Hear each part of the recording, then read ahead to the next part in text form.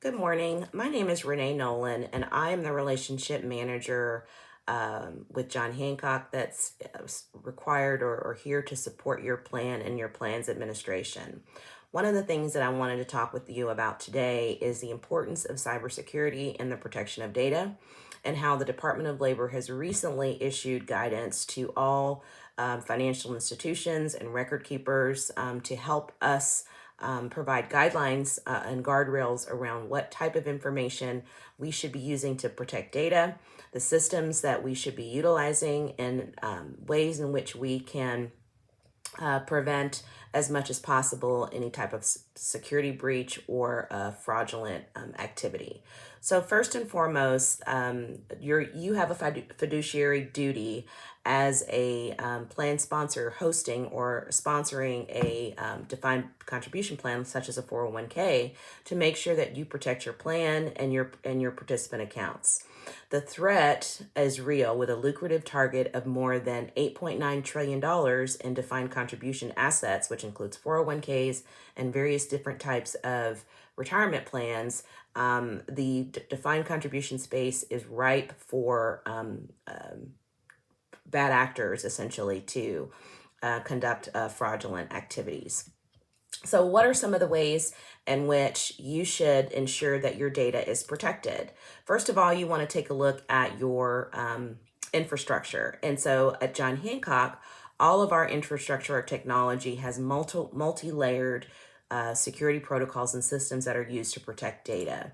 One of the things that we look at is our front end entry systems. So front end essentially means this is how a fraudster or a bad actor would be able to access your account. Looking at your mobile sites, any type of website that you utilize where you have access to information, such as your bank or in this case, your 401k. Looking at the call centers that people are calling into and some of the protections that are utilized on the front end. And we use something called phone printing that helps to identify the person that's calling. Has this number been a number that has contacted us in the past? Is this person's voice similar to a voice in which we have spoken with before? And does the information or the questions that they're asking seem like normal questions related to a financial account, someone that actually has the information and has seen the information? So just a little bit of detail. The difference between a security breach and a fraudulent activity is a security breach is actually someone that is compromising the information in the system. So they're maintaining or gaining unauthorized acquisition to information that is housed in a system.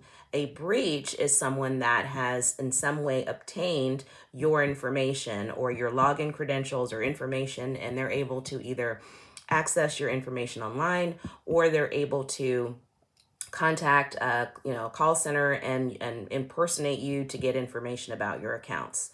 So as a record keeper and as someone hosting retirement plans, what are some of the things that you should do to protect your data, and what type of information is at risk? First, you should make sure that you utilize multi-factor authentication to secure everything.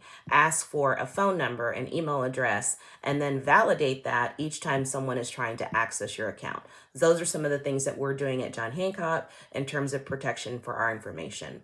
The next thing that you can do is something called squish and phish. There is very little a financial organization can do to ensure that their customers are running up-to-date malware defenses or making them phish-proof. But spreading a little security awareness is one way that you can help to protect data. And keep in mind that over 80% of all of the bad actor events or effects are done by folks that are internal to your organization. So making sure that you've set up protocols and that are reviewed on a regular basis to ensure that no one has access to information that they shouldn't have. And so finally, I just want to ensure that you all are up to date on what all of the requirements are, that you understand what we're doing as an organization to help protect your information, and that you understand the importance. Thank you for taking some time to listen today.